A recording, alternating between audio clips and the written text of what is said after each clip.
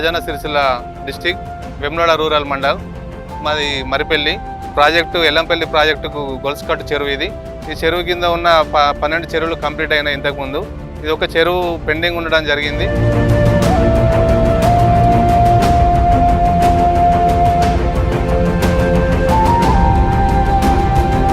ఇంతకుముందు కాంగ్రెస్ గవర్నమెంట్ హయాంలోనే ఈ ప్రాజెక్టు పనులు మొదలుపెట్టడం జరిగింది. మళ్ళీ మా గౌరవనీయులైన శాసనసభ్యులు ఎమ్మెల్యే ఆర్ శ్రీనివాస్ గారు గెలిచిన తర్వాత ఈ ప్రాజెక్టు పనులలో పురోగతి సాధించడం జరిగింది. ఒక 270 నుండి 300 ఎకరాల భూమి తీసుకోవడం జరిగింది ప్రాజెక్టు కోసం.